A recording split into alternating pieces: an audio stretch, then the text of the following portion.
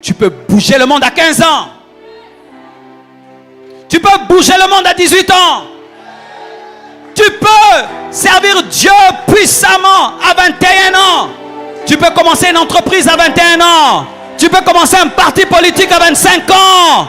Tu peux devenir député à 25 ans. D'ailleurs, dans ce pays, les ministres sont des jeunes, les sénateurs des jeunes. Dans ce pays, c'est ce qu'on est en train de voir. Des ministres qui ont 30 ans, 40 ans. Pendant que toi, tu te chamailles pour avoir le foufou à la maison. Il y a quelqu'un qui est à ton âge qui est ministre. Pendant que tu perds ton temps, parler des gens.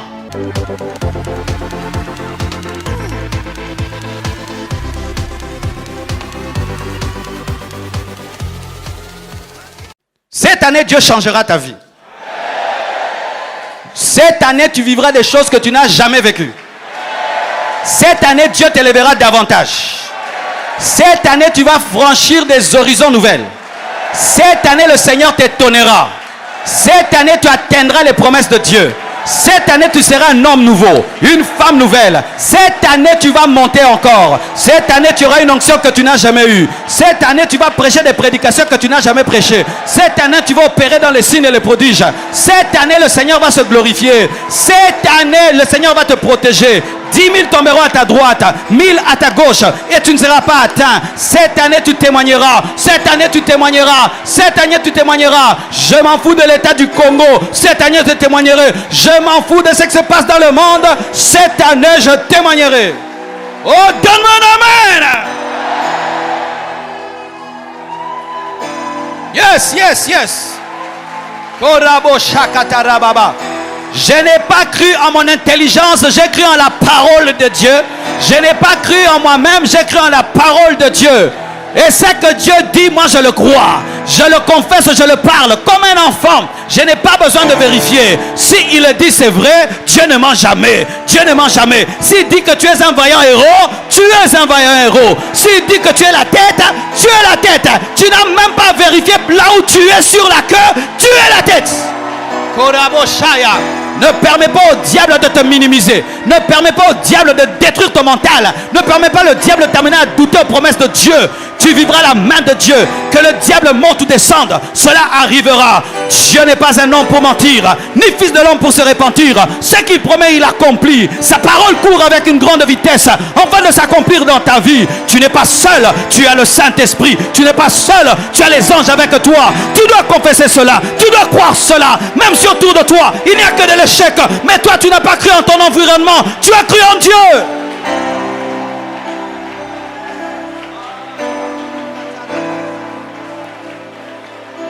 Tu es combattu parce que tu as quelque chose. Oui, tu es combattu parce que tu as quelque chose. Le diable ne se donne pas la peine de combattre des gens qui sont n'importe qui. Tu n'es pas n'importe qui. Tu es un grand homme. Tu es une grande femme. C'est pourquoi le diable te combat. Frère, sœur, tu dois croire en la parole de Dieu. Tu dois croire aux promesses de Dieu. Tu dois les confesser. Vis dans la joie, vis dans la paix, vis dans les déclarations positives. Confesse ta foi, confesse les promesses de Dieu, confesse ce que Dieu a dit, confesse ton futur. Dis-le, cela va t'arriver. Oh frère, tu ne peux imaginer plus de 1000 manières que Dieu a pour accomplir ta promesse. Si c'est bloqué à gauche, Dieu va ouvrir à droite. Si c'est bloqué au nord, Dieu va ouvrir au sud. Mais ce que je sais, Dieu le fera, Dieu l'accomplira. Comment il le fera? Alléluia, alléluia, alléluia, alléluia.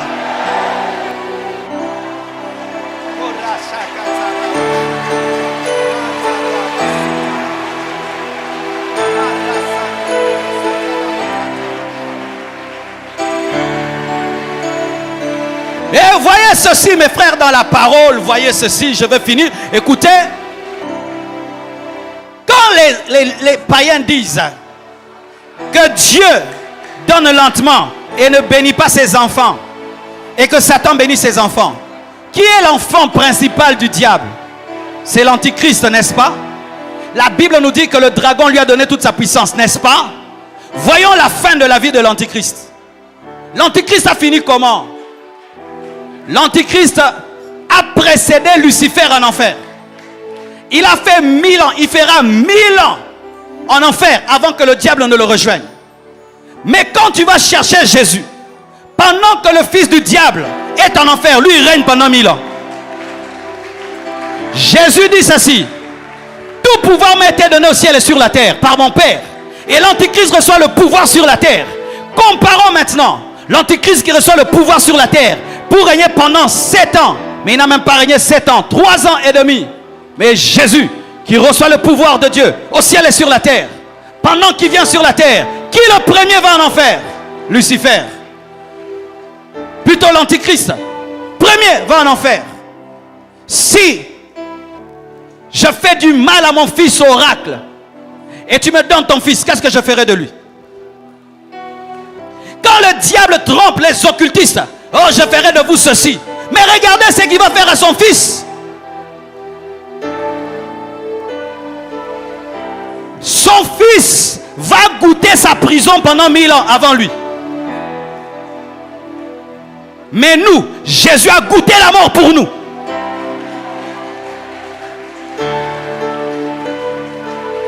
Lui, il donne sa vie pour les brebis. Mais le diable prend la vie de ses brebis. Oh, est-ce que je peux parler? Jésus lui te dit, j'ai fait le sacrifice pour toi. Du riche que je suis, je me suis appauvri pour t'enrichir. Mais le diable te dit quoi? De t'appauvrir pour t'enrichir encore. Jésus, à la fin des temps, assis à la droite de Dieu le Père. L'Antichrist à la fin des temps, en train de pleurer en enfer avec son Père. Il n'y aura pas sur la terre un sorcier, un magicien, un homme plus loyal que l'Antichrist à Satan. Mais regardez la récompense que Satan lui donne. Il le précède en enfer pendant 1000 ans. Et après toute sa vie, il est en enfer. Mais Jésus-Christ de Nazareth, la Bible nous dit, lorsqu'il reviendra, il nous prendra pour une fête de 7 ans. Et après, il ne va pas nous laisser là-bas au ciel. Nous allons venir régner avec lui pendant 1000 ans. Pendant que nous sommes en train de régner, l'Antichrist est en train de souffrir. Et après, le millénium. Frère, que le diable te donne des Ferrari et des Porsche, ça ne me dit rien du tout. C'est quoi une Porsche? C'est quoi une Porsche, une Ferrari? C'est quoi une Porsche, une Ferrari? C'est quoi une montre? C'est quoi des diamants? C'est quoi cela par rapport aux diamants que j'aurai au ciel? Et même, je peux avoir ces diamants sur la terre. Oh, donne-moi la main, je vais te parler un peu. On aime beaucoup nous présenter la pauvreté de Paul qui écrit une lettre pour qu'on puisse lui envoyer un manteau. On aime bien nous écrire ça. Regardez, un apôtre comme Paul qui est en train d'écrire une lettre, enfin qu'on lui envoie un manteau. Vous voyez un homme de Dieu comme ça qui sert Dieu. Regardez, il n'a même pas de manteau. Mais pourquoi on nous présente que la pauvreté de Paul? On ne montre pas la richesse d'Abraham.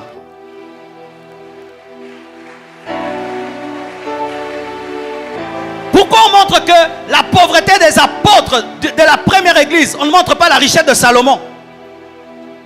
La richesse de Salomon n'est pas venue du diable. Au point même dans le monde des ténèbres, il y a aussi un esprit qui s'appelle Salomon, des voleurs. Jacob était riche, Abraham était riche, David était riche, Dieu bénit ses enfants. Pourquoi les apôtres étaient pauvres? Parce qu'ils étaient les apôtres d'une église persécutée. C'est pourquoi ils étaient pauvres. C'était une église persécutée. On veut prêcher ici, vous fouillez là-bas, vous fouillez là-bas, vous fouillez là-bas. Mais on sera pauvre. Et même, malgré leur pauvreté, la Bible dit, parmi eux, il n'y avait pas de pauvres. Il n'y avait même pas un seul indigent. Dans l'église primitive, on va nous présenter une Bible qui n'est pas la Bible. Et à force d'écouter la Bible des païens, tu vas croire que c'est la vérité. Et tu vas mettre ça dans ta tête. Dieu donne lentement. Dieu ne bénit pas ses enfants. Regardez le diable, lui prend soin de ses enfants. Regardez tel musicien, regardez tel politicien, regardez nous. Fausseté de fausseté. Je connais des chrétiens qui sont des milliardaires. Je connais des chrétiens qui sont des milliardaires. Ils ne volent pas. Ils travaillent. Ils donnent sa dîme, son offrande. Dieu lui donne des révélations. Et c'est un milliardaire. Donnez-moi la main, je vais parler un peu. J'aimerais casser avec un marteau spirituel cette forteresse-là que nous avons dans nos têtes. Que la sainteté est incompatible à la richesse. Heureux les pauvres, car le royaume de Dieu est à vous. Les pauvres en esprit, pas les pauvres en poche.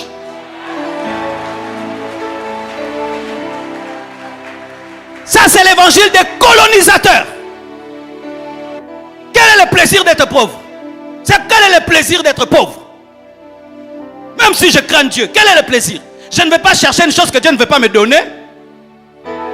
Je vais t'expliquer. Il y a des pauvretés, tu es pauvre parce que c'est l'épreuve. Ok, Dieu va te faire souffrir et puis il va te bénir. Mais il y a d'autres, ils attirent la pauvreté, ils aiment la pauvreté. Pourquoi ils pensent que la pauvreté maintient la sainteté? Écoute-moi mon frère, lorsque tu penses être plus sage que Dieu, tu vas souffrir sur cette terre. Là où même Dieu ne t'éprouve pas, toi-même tu te fais souffrir. Dieu n'a rien à voir avec un beau lit, avec une belle voiture et des belles chaussures. Dieu n'a aucun problème avec ça. C'est toi qui as un problème avec ça. Dieu a créé l'homme dans un jardin, un paradis. C'est là où nous botama, botama na lifeloté. L'homme a été créé dans la richesse. Et l'homme finira dans la richesse.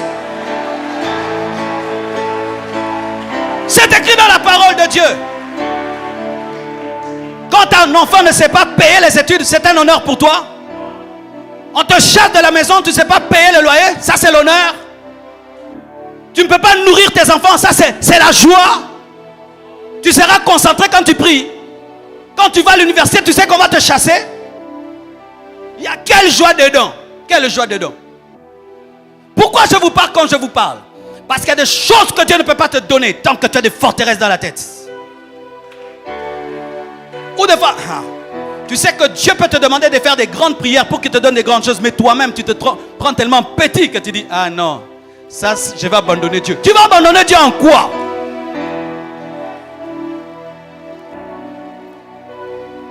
Frère, tu peux être humble et tu es millionnaire. Tu peux être fidèle à la femme et tu es milliardaire. Tu peux venir à l'église ici, tu as laissé une voiture de 100 000 $ là-bas, tu adores et tu te prosternes. Ça ne va rien déranger. Que de croire qu'il faut que je sois pauvre pour être spirituel. Ça c'est la chair, ça c'est la religion, ce n'est pas la Bible. Tu penses que Jésus à la droite de Dieu, le Père est dans la pauvreté? Jésus à la droite de Dieu, le Père est dans la pauvreté? Les anges sont dans la pauvreté? Michael vit dans la pauvreté?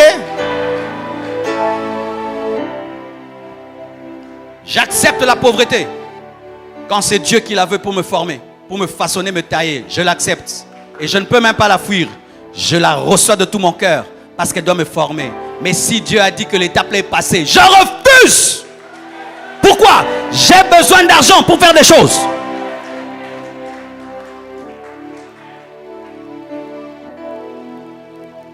Vous ne pouvez savoir comment le diable aime ça. Tous ces jeunes ici, ils ne croient même pas qu'il peut devenir un grand homme. Ils n'attendent que des miettes de Dieu, des miettes de Dieu. Et le pain de Dieu sur la table est en train de pourrir. Pas des grands rêves, pas des grands rêves, des petits rêves, des petits rêves, des petits rêves. C'est pourquoi les païens disent, vous voyez, Satan donne. Dieu ne donne pas. Dieu veut donner, les enfants de Dieu ne veulent pas recevoir. Ils trouvent que quoi? C'est trop encombrant. Frère, si même Dieu te donne 1000 maisons, c'est bien. Tu vas même mettre dans ta maison quelqu'un qui manque de maison. Si l'église un jour a toute une université, c'est bien. On ne va plus te chasser là où il y a l'occultisme. Si nous avons des entreprises, au lieu de t'imposer les mains pour que tu travailles, je te demande le CV.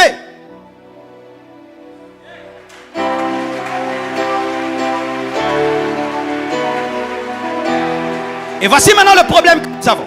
C'est que, étant donné que cela est entré trop dans nos têtes, même quand nous prions, il faut écouter les prières des chrétiens. Seigneur Dieu de gloire, remplis-moi, remplis-moi, remplis-moi, remplis-moi, remplis-moi, remplis-moi, remplis-moi, remplis-moi. Une année, remplis-moi, remplis-moi, remplis-moi. 2 ans, remplis-moi, remplis-moi, remplis-moi, remplis-moi, remplis-moi. Vous priez que seulement comme ça tout le temps. Remplis-moi, remplis-moi, remplis-moi, remplis-moi, remplis-moi. Dieu ne donne pas que la plénitude du Saint-Esprit.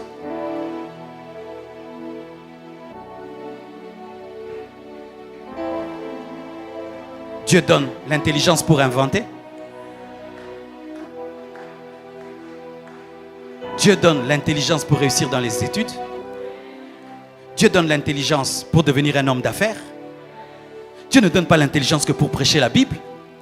Dieu donne l'intelligence pour devenir professeur. Il y a un frère de cette église qui est en train de donner cours à mes enfants. Depuis qu'il leur donne cours, mes enfants comprennent la mathématique plus qu'avant. Je n'avais pas besoin qu'il vienne enseigner l'hébreu à mes enfants. La mathématique. Le frère Nissi, il donne cours à mes enfants. Qu'est-ce qu'il a fait entrer dans ma maison? Ce n'est pas le parlant langue. Il a étudié. Il est fort en mathématiques. Il vient chez moi chaque semaine. La mathématique. Remplis-moi, remplis-moi. Tu ne peux pas devenir professeur d'université? Professeur d'université. Et tu entres. Corre sante reabosh.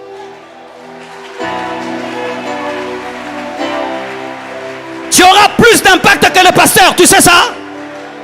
Imagine un étudiant déjà, te respecte parce que tu es professeur. Mais il te voit ce jour-là. Tu es venu sous l'onction à l'université. Tu as prié toute la nuit. Tu entres là. Ils sentent que tu es venu avec la mathématique, mais avec l'onction.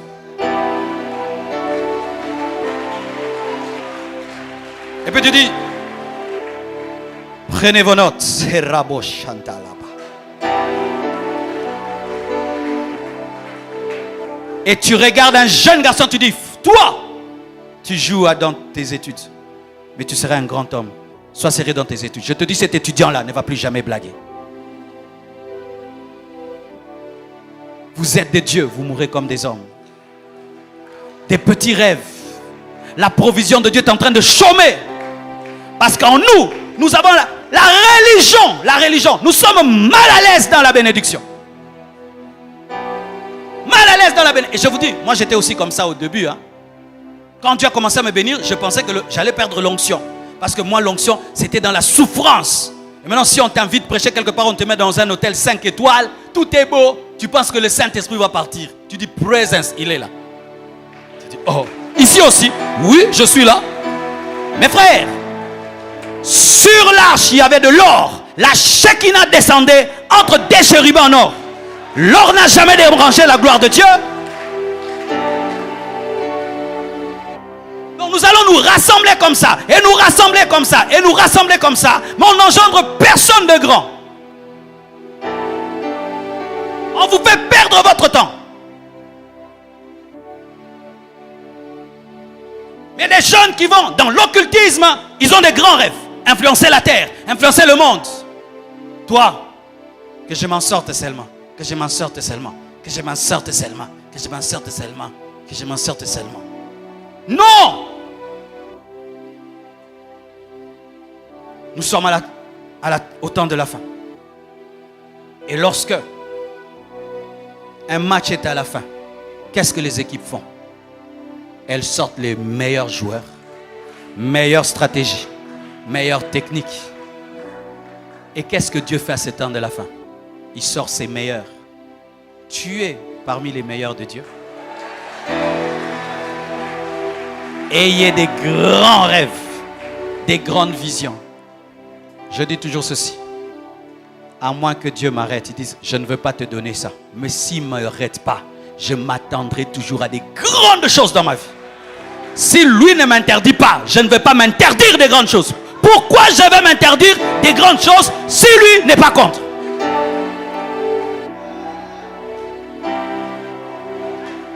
Quel est ce Dieu-là qui n'est à l'aise que dans ta souffrance et qui veut que tu pleures toute ta vie? Là, tu vas avoir l'onction. C'est pas Dieu. Ce n'est pas Dieu. Quand j'ai donné ma vie à Jésus, je suis tombé dans de telles églises. Si tu t'habilles bien, pourquoi tu t'habilles bien? Tu veux séduire les femmes. Tu vois, ils ont trop l'esprit d'impudicité. Voyant l'impudicité partout. Il fallait qu'on soit toujours mal habillé, sans brosser nos dents, habillé en ayant. Là, on est spirituel. Si un de nous commence à bien s'habiller, oh, il est devenu mondain. Regardez comment Dieu habille les fleurs. Regardez comment Dieu peint les oiseaux. Regardez comment Dieu a créé le ciel et la terre. Regardez la pelouse. Regardez les fleurs. Regardez les animaux. Regardez la beauté du lion. La beauté du girafe. Regardez la beauté des animaux.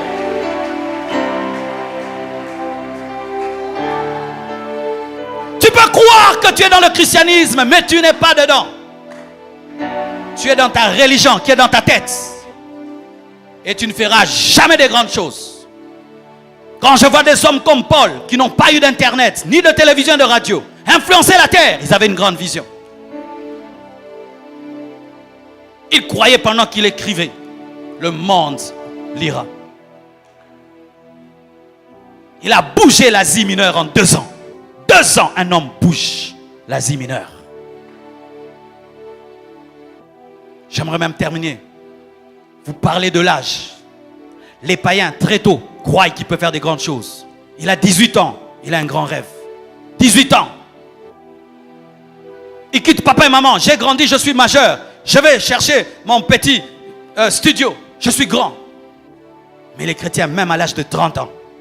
C'est pas parce que Jésus a commencé le ministère à 30 ans que toi, tu vas commencer des grandes choses à 30 ans. Ce n'est pas un verset biblique.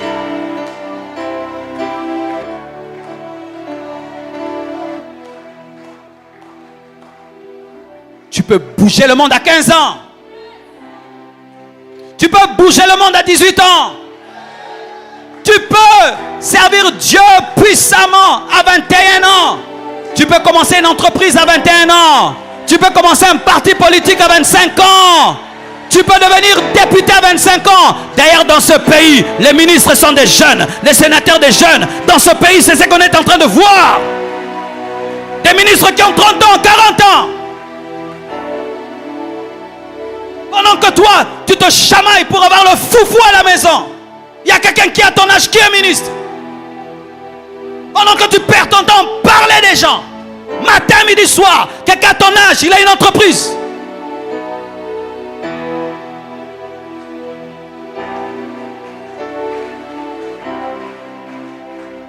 Il a ton âge, il a une entreprise. Toi, tu ne fais que parler du mal des gens. WhatsApp, WhatsApp, WhatsApp, WhatsApp. Envoyer des messages. Aimer, aimer. Mais il a ton âge. Il gère 10 personnes, 5 personnes. Pendant que tu dors jusqu'à 10 heures, il a ton âge. 4 heures du matin, il était déjà debout, en train de réfléchir. Vous savez, quand je veux tomber dans la léthargie spirituelle, je pense toujours à certains hommes de Dieu que je connais dans le monde. Et je dis, lui à cette heure-ci, il fait quoi? Il prie. Il lit la Bible. Il prépare son message. J'entre en prière, je prie. Il faut avoir des amis qui te challengent et qui te poussent à donner le meilleur de toi à Dieu. Que Dieu vous bénisse, qu'il vous bénisse, qu'il vous bénisse, qu'il vous bénisse, qu'il vous bénisse, qu'il vous bénisse, qu'il vous révolutionne, qu'il vous ouvre les yeux, qu'il vous donne la colère spirituelle, qu'il vous donne un grand rêve, une grande vision, que Dieu vous donne une grande vision, un grand rêve.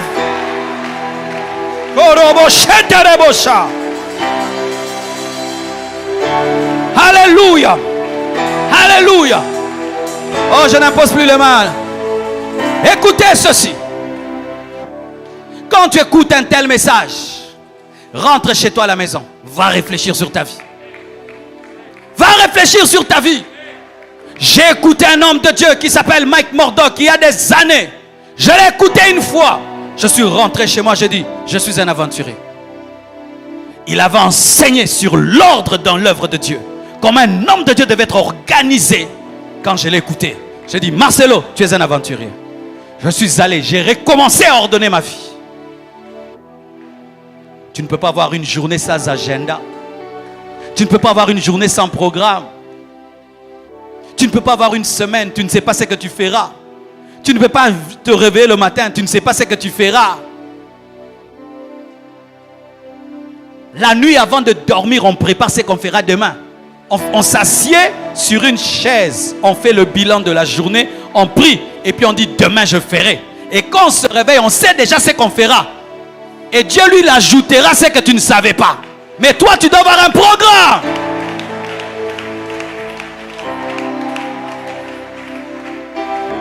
Nous, avant d'être des Congolais, nous sommes des chrétiens. Oh, le Congolais vit au jour le jour. Moi, je ne vis pas au jour le jour. Je ne vis pas au jour le jour. Je vis avec un programme. Un programme de 2 ans, de 3 ans. Oui, tu peux planifier ta vie jusqu'à 5 ans. Cet homme qui est allé, qui a pris sa navette, Bronson. Son rêve depuis toujours, c'était quoi? Faire une navette. Allez. Il a commencé ça depuis sa jeunesse. Et voilà qu'il est allé. Un païen. Tu vas dire il est occultiste et tout. Il avait un rêve. Il a réalisé. Prier n'empêche pas tout ça, mes frères. La vie chrétienne, ce n'est pas aller à l'église et rentrer seulement. Non. Entre l'église. Tu fais des choses. Et quand tu arrives, tu comprendras mieux mon message. Parce que Dieu va canaliser ma prédication en fonction de ce que tu es en train de devenir.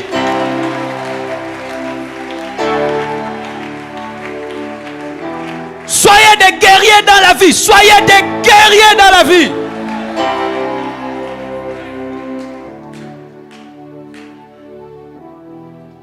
Les hommes ne te faciliteront pas la tâche. Et la vie est ainsi. Les gens ne t'aideront pas tout le temps. C'est ça la vie. Mais il y a un Dieu qui est disponible.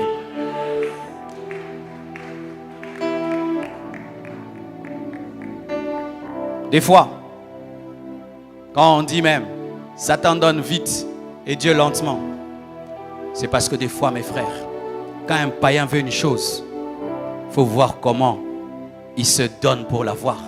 Mais quand un chrétien veut une chose, quelle négligence, quelle paresse. Combien de chrétiens je chasse de ma maison alors que je les ai engagés pour les payer et les aider.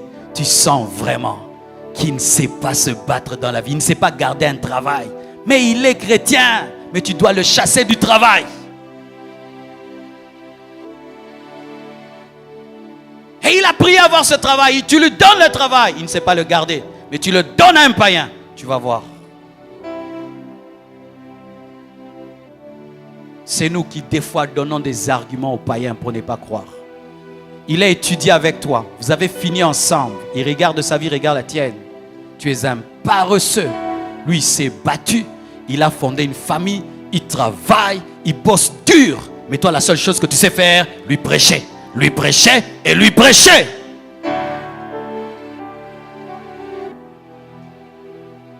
Les amis avec lesquels j'ai étudié, quand ils me rencontrent aujourd'hui, ils me respectent davantage. Ils me respectent, ils me craignent. Ils disent, ce que tu nous disais était vrai. C'était sérieux. Il y a plusieurs manières de prêcher l'évangile, mes frères.